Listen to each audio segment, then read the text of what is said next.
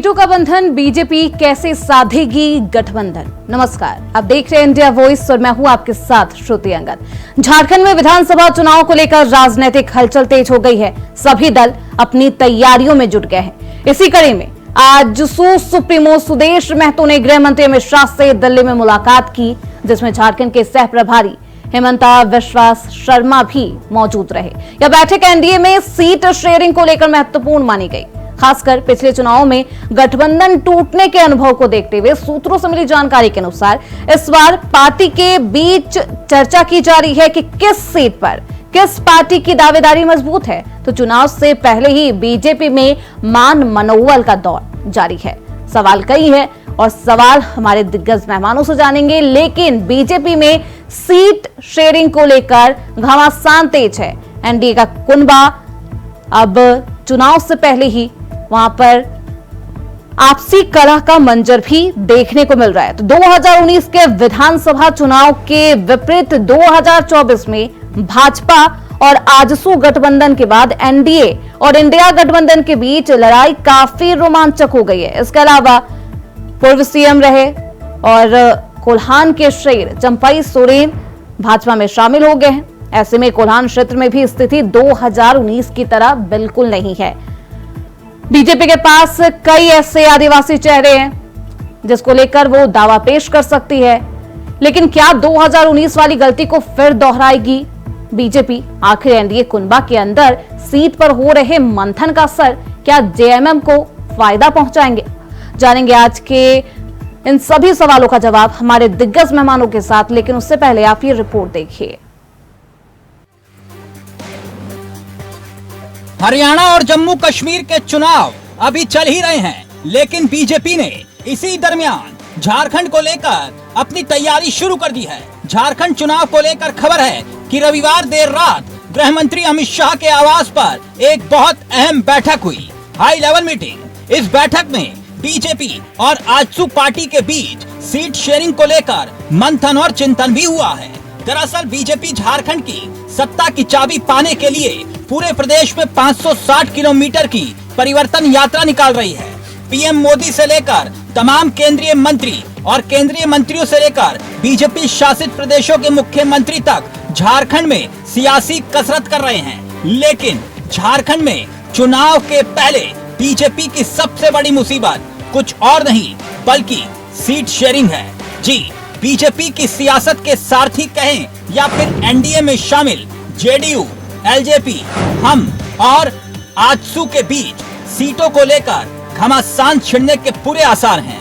सीटों की जिद सहयोगी दलों ने अब शुरू कर दी है। हर किसी के अपने अपने दावे हैं। खबर है कि दिल्ली में हुई इस बैठक में गृह मंत्री अमित शाह, बीजेपी के झारखंड चुनाव प्रभारी शिवराज सिंह चौहान और सह प्रभारी हेमंता बिस्वा शर्मा भी मौजूद रहे। बाकायदा इस बैठक में एनडीए गठबंधन के लिए सीट शेयरिंग का खाका भी तैयार किया गया है। यानी इस बैठक में आजसू के साथ सीट शेयरिंग का फॉर्मूला तय हुआ है। खबर तो ये भी है कि आजसू ने 15 सीटों पर अपनी दावेदारी पेश की है, वहीं बीजेपी आजसू को 9 सीटें देने का ही मन बना रही है। आजसू पार्टी की 15 सीटों पर जो निगाहें या फिर दावेदारी पेश की है, इसमें सिल्ली, रामगढ़, गोमिया, जुगसलाई, ईचागढ़, डुमरी, बड़कागांव, माड़ू, लोहरदगा, हुसैनाबाद, चंदन कियारी और सिमरिया के साथ साथ कई और सीटें भी इसमें शामिल हैं। माना जा रहा है कि इन सीटों के लिए पार्टी ने अपने संभावित उम्मीदवार भी तय कर लिए हैं, लेकिन जेडीयू, एलजेपी भी 14 से 15 सीटों पर बीजेपी पर दबाव बना रही है। इसके लिए हमारे राष्ट्रीय स्तर के नेता जो है वो उसकी चिंता करेंगे कैसे क्या करना है। हम सब जो है पूरे भारतीय जनता पार्टी के कार्यकर्ता एक एक जगह जाकर के इस सरकार के खिलाफ जो वातावरण है या इस सरकार के खिलाफ जो काम किया है सरकार ने जनता के खिलाफ में, वो सारी चीजों को हम लोग बताने का काम करेंगे और कर रहे हैं। निश्चित रूप से आगे आने वाले समय में झारखंड में परिवर्तन होगा। सीटों की समस्या है वो हमारे राष्ट्रीय स्तर के नेता आराम से सुलझा लेंगे, उसमें कोई समस्या नहीं आएगी। देखो, इसको विवाद नहीं, ये जांच का विषय है। ये आस्था का केंद्र हमारा है।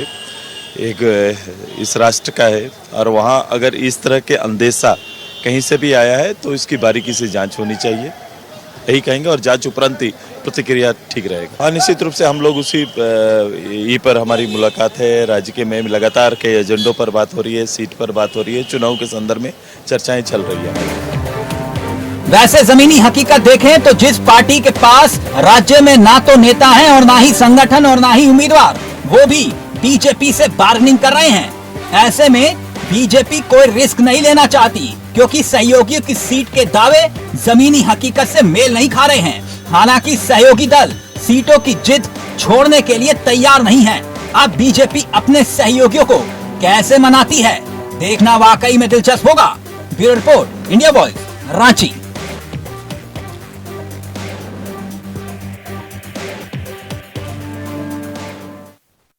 बिल्कुल, झारखंड में चुनाव से पहले ही घमासान है बीजेपी के खेमे में, और गठबंधन का इम्तिहान जरूर होगा।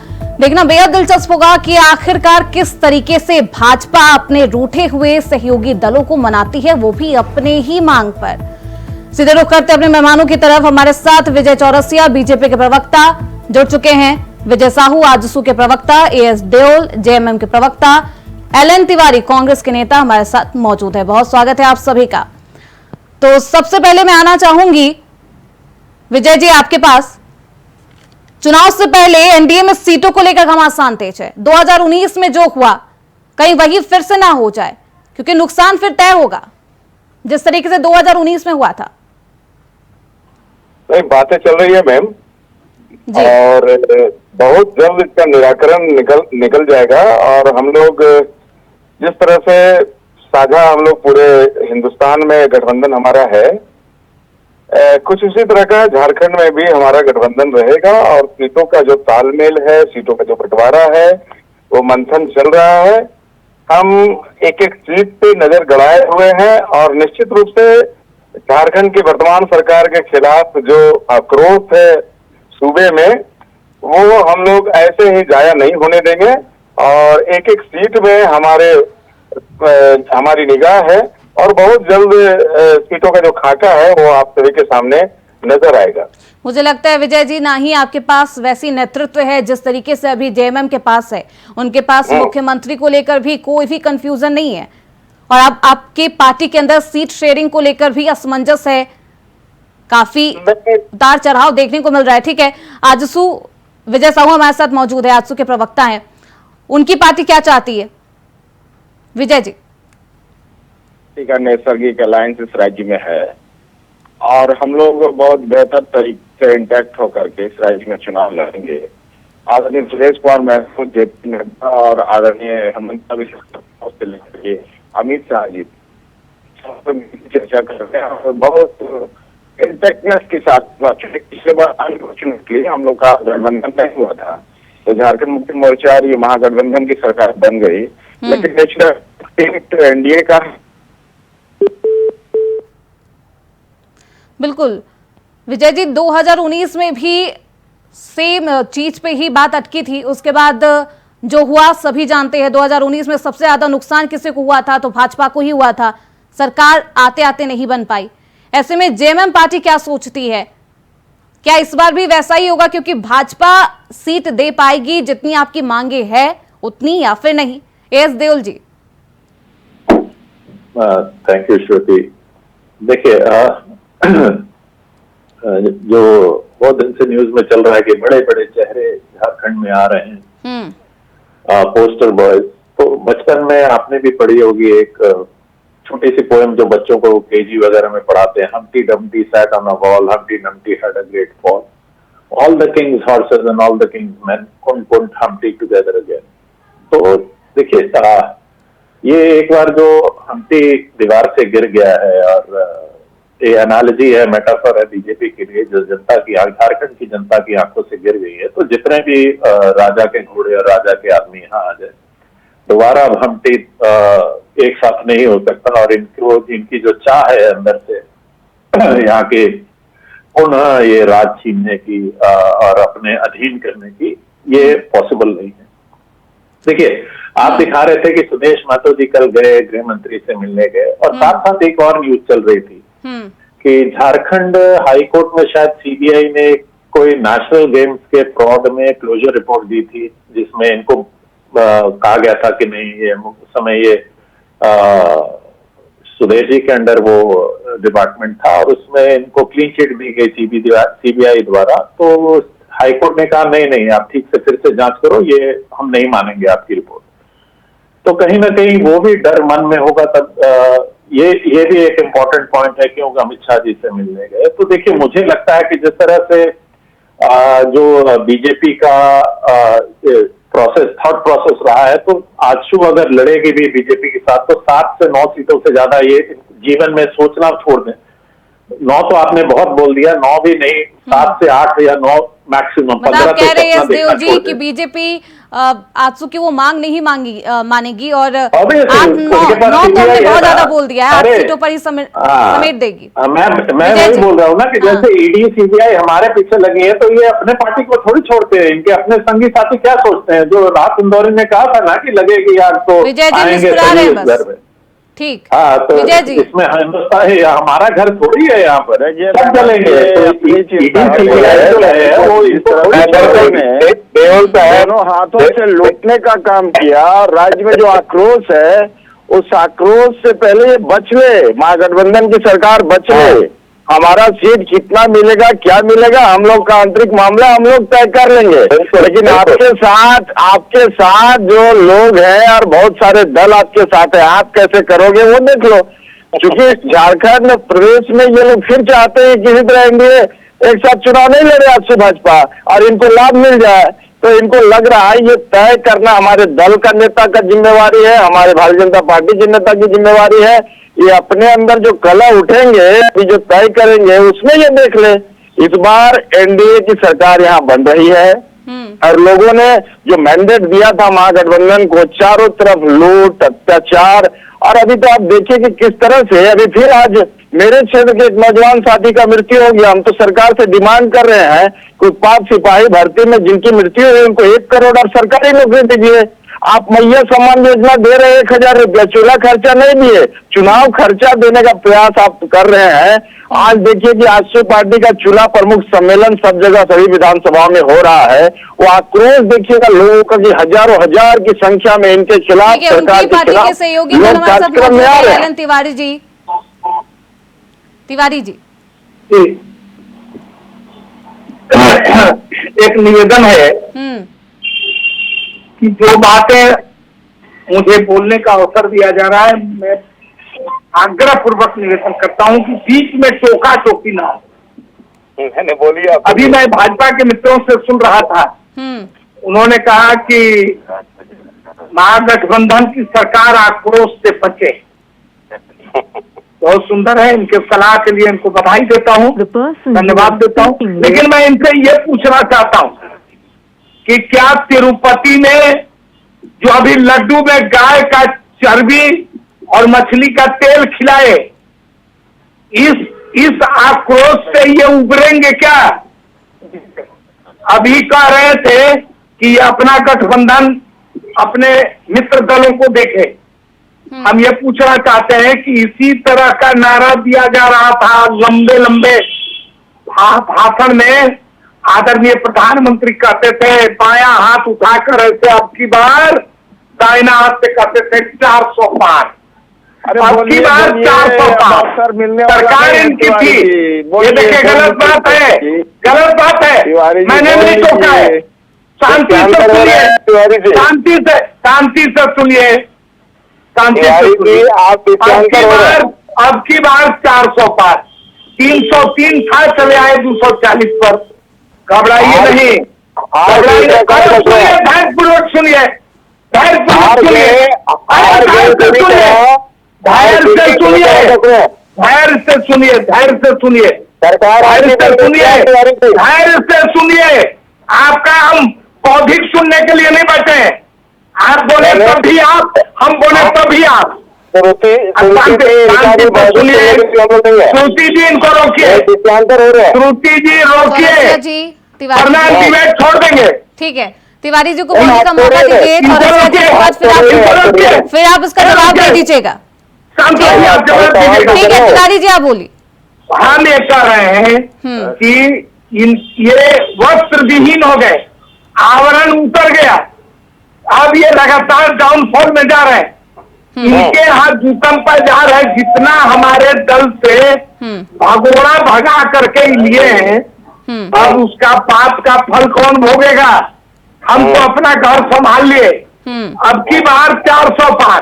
ये कह रहे, देखिए भारत के प्रधानमंत्री के आने से काम नहीं चल रहा, कृषि मंत्री आ रहे हैं, रक्षा मंत्री आ रहे हैं, असम के मुख्यमंत्री आ रहे हैं, लक्ष्मीकांत वाजपेयी यहाँ बैठे हुए हैं, उसके बाद भी अर्जुन मुंडा, बाबूलाल मरांडी, रघुवर होना है। एक से 2 महीने के भीतर, ठीक है, चौरसिया जी को बोलने का मौका दीजिए। ठीक ठीक ठीक, तिवारी जी मीर साहब कहाँ पे है? मीर साहब एवं मीर साहब है, 25 मीर साहब नहीं है। अरे आदमी आपके पास रहेगा समर्पित तभी ना आप लाएंगे। अच्छा मीर साहब कहाँ पे गए? बल्लीवन लोकतंत्र है और भारत है, ये बल्लीवन पाकिस्तान नहीं है। रक्षा मंत्री आप हो, राजनाथ सिंह आपने बोल दिया, वाजपेयी जी, आपने हेमंत जी, आपने बोल दिया ना।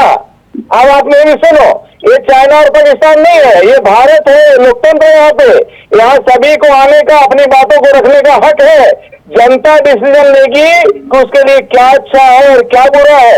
आप ये बात क्यों नहीं करते कि लगातार जो युवाओं को की हत्या हो रही है आपके प्रायोजित सरकार के द्वारा, आज फिर एक युवा मौत के गाल में चला गया, आज फिर एक दिया बुझ गया एक घर का, इसके बारे में आप क्या कह रहे हैं? आपकी जो राजा रानी की सरकार है वहां तो लोकतंत्र है नहीं, वहां तो राजा तय है, तो हम मानते हैं, हम इससे कोई आपकी सवाल नहीं उठा रहे हैं। लेकिन हमारी पार्टी में, हमारे गठबंधन में लोकतंत्र है, हम लोकतंत्र के अनुसार आगे बढ़ते हैं, हम लोकतंत्र के अनुसार सीटों का बंटवारा करते हैं। हमारे में आपके तरफ फिक्स नहीं है कि राजा का बेटा राजा बनेगा, राजा की पत्नी रानी बनेगी, ऐसा कुछ नहीं है। तिवारी जी सुनिए, एक बात ध्यान से सुनिए, ये रिजल्ट डिक्लेयर होने में मैक्सिमम 3 महीने हैं, अक्टूबर, नवंबर, दिसंबर, क्योंकि हमारे पास जानकारी नहीं है कि कब जारी होगी, कब चुनाव होंगे।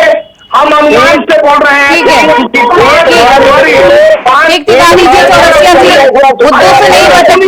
किस तरीके से चौरसिया जी बीजेपी पार्टी सभी सहयोगी दलों को मनाएगी, इस पर बात करिए। ठीक है, एस देव जी कुछ कहना चाहते हैं, बोलिए। ठीक है चौरसिया जी, 2 मिनट। 5 जनवरी अंतिम डेट है। ठीक है तिवारी जी, रिजल्ट आ जाएगा। ठीक चर्चा आप कह रही है, कर रही है, कल गृह मंत्री से सुरेश जी मिले हैं, ये सारी बातें हो रही है। और मेरा दावा है कि कहीं पे तिवारी जी वो बोलेंगे तो सुनेंगे क्या? हाँ चौरसिया जी बोलिए। अब मैं कह रहा हूँ कि वही बातें हो रही है, क्योंकि हमारे यहाँ गठबंधन में लोकतंत्र है, हमारी पार्टी में लोकतंत्र है, बातें मिल बैठ करके तय की जाती है। हमारे यहाँ जेएमएम वाला सिस्टम नहीं है, हमारे यहाँ कांग्रेस वाला सिस्टम नहीं है कि राजा का बेटा ही राजा बनेगा, राजा की पत्नी ही रानी बनेगी, ऐसा सिस्टम हमारे यहाँ नहीं है। सॉरी, क्षमा चाहते हैं। हमारे यहाँ लोकतंत्र है, हमारे यहाँ बैठ मिल करके चीजों को तय किया जाता है, और इस बार भी बहुत बढ़िया से तय हो रहा है। और तो पहले भी सीएम फेस को नहीं आपने उतारा चौरसिया जी, अभी भी कोई भी सीएम फेस नहीं है। कम से कम जेएमएम पार्टी के पास, कांग्रेस नेतृत्व में भले ही है, जेएमएम पार्टी नेतृत्व में है, सहयोगी दल है कांग्रेस, लेकिन उनके पास नेतृत्व के लिए है, उन्हें पता है कि कौन नेतृत्व कर रहा है, कौन सीएम फेस है। आपकी पार्टी को ये भी नहीं पता, आपको जनता को ये भी नहीं बता पा रहे। वहाँ राजतंत्र सोचेगी, मैं तो स्वीकार करता हूँ, वहाँ तो कोई मुंह खोल नहीं सकता है। तो लोकतंत्र में सहसम्मति से बनाया नहीं गया। 2 महीने के लिए चंपईदा को बनाया गया और किस तरह से गद्दी छीन ली गई, वहां तो तय है चीजें, मैं मानता हूँ, मैं क्या कह रहा हूँ। लेकिन हमारे यहाँ मिल बैठ करके फैसले होते हैं, और ये फैसले समय पे हो जाएंगे। देव जी देखिए, आपके जो क्वेश्चन थे इन्होंने जवाब नहीं दिया, मैं जवाब दे देता हूँ कि सीएम केस इसलिए नहीं है क्योंकि वो जानती है कि सीएम उनका बनना ही नहीं है, तो क्यों किसी की बेइज्जती करें। और मैं कुछ चंद बातें करना चाहता हूँ। देखिए कैसे डिवाइसिव पॉलिटिक्स ये खेलते हैं। अमित शाह जी हमारे यहाँ आए, संथाल गए और घुसपैठ की बात की, मुसलमानों की बात की, कैसे प्रधानमंत्री पहले ही बोलते आए हैं कि मंगलसूत्र छीन लेंगे, टोटी खोल के ले जाएंगे, गाय खोल के ले जाएंगे, और तुरंत 24 घंटे बाद कश्मीर जाके वहां ईद और मुहर्रम में फ्री गैस। तो क्या ये खाली मुसलमान जम्मू कश्मीर के मुसलमानों को मानते हैं कि मुसलमान पूरे देश में? तो क्या झारखंड के मुसलमानों को भी वो गैस सिलेंडर मिलेगा?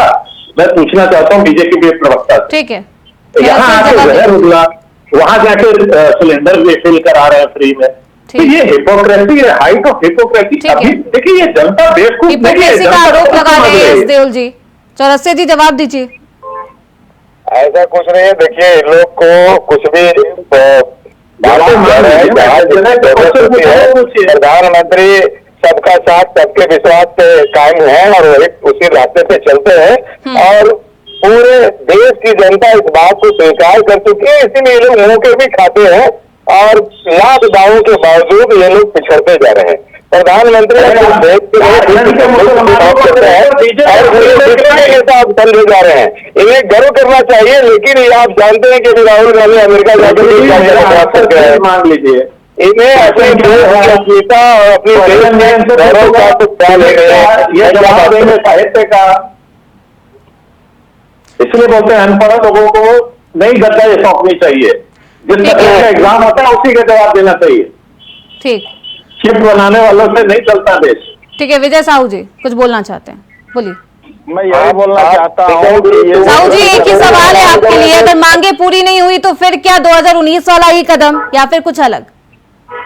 देखिए इस बार मैंने पहले भी बोला है, बार बार मैं बोलूंगा कि पार्टी पूरे संजीदगी के साथ एनडीए इंटैक्ट होकर के इस राज्य में चुनाव लड़ेगी।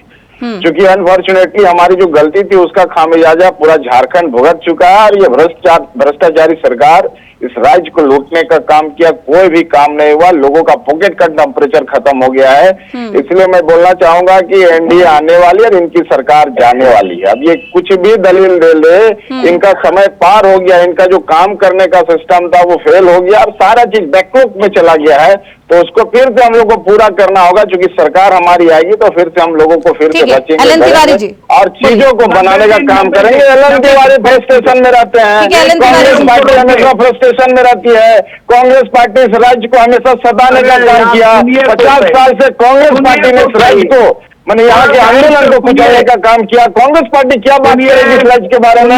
झारखंड मुक्ति मोर्चा को सोचना चाहिए कि आरजेडी और कांग्रेस को अपने गोद में मत खिलवाइए। मैंने बार बार कहा है इस राज्य के दुश्मन है कांग्रेस और आरजेडी, और झारखंड मुक्ति मोर्चा यहाँ इस राज्य में उन लोगों को अपने गोद में खिलवाने। ठीक है साहू जी, ठीक है एलन तिवारी जी बोलिए। हेलो सुनिए, देखिए इनकी बात को मैं काट नहीं रहा हूँ। ठीक है, मैं इनसे निवेदन कर रहा हूँ 90 दिन की प्रतीक्षा करें। ठीक, 90 दिन हाँ। अक्टूबर, नवंबर, दिसंबर, ठीक है, 90 दिन के अंदर सब रिजल्ट मिल जाएगा। ठीक है, 90 दिन के अंदर सभी को रिजल्ट मिल जाएगा और जनता क्या चाहती है इसका भी पता चल जाएगा। बहुत शुक्रिया विजय चौरसिया जी हमारे साथ जुड़ने के लिए। विजय साहू जी, एसदेओल जी आपका भी बहुत शुक्रिया, एलन तिवारी जी आपका बहुत शुक्रिया चर्चा में बने रहने के लिए। तो अब कांग्रेस एक तरफ है, जेएमएम पार्टी एक तरफ और बीजेपी, सभी एनडीए और इंडिया गठबंधन एक तरफ है। अब गठबंधन का इम्तिहान है, जनता फैसला भी सुनाएगी और क्या कुछ फैसला आता है, किसके गठबंधन में सबसे ज्यादा दम नजर आता है, देखना बेहद दिलचस्प होगा। फिलहाल इस चर्चा में बस इतना ही, देखते रहिए इंडिया वॉइस।